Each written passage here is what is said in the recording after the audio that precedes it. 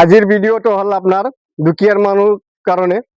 আপোনালোকে ভিডিঅ'টো ভালকে চাব, ভালকে চাইখিনি আপোনালোকে কমেণ্ট শ্বেয়াৰ নভুলিব।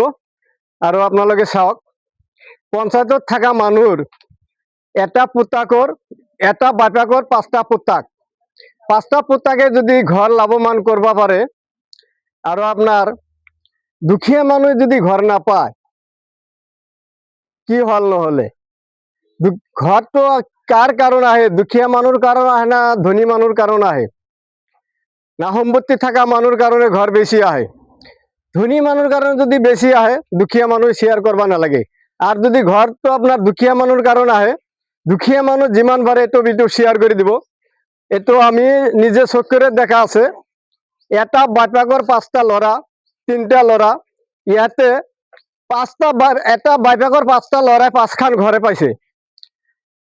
তিনটা পুতাক তিনিটাই ঘৰ পাইছে। দুখীয়া মানুহ কেউ নাপায়। তাতে আপনাৰ পঞ্চায়তত বহি থাকে কাৰণে দুখীয়া মানুহ নাপায়। দুখীয়া মানুহ নহয়, দুখীয়া মানুহ ওপৰৰ আহি পৰি গেছে নেকি? ওপৰৰ আহি যদি পৰিছে, আপোনালোকে শ্বেয়াৰ কৰিব নালাগে। আৰ যদি দুখীয়া মানুহ এইখান পৃথিৱীতে জন্ম লৈছে, আপোনালোকে যিমান পাৰে ভিডিঅ শ্বেয়াৰ কৰি দেখাই দিয়ক দুখীয়া মানুহ ঘৰ পায় নে নাপায়। আপোনালোকৰ শ্বেয়াৰৰ মাজতে এইটো হৈ যাব। ঘৰ কেনেকে কি হয় নহয় আপোনালোকে গম পাব। আৰু ধনী মানুহ কেনেকে 4টা 5টাকে ঘৰ পায়, এইটো আপোনালোকে শ্বেয়াৰ কৰি দেখাই দিয়ক।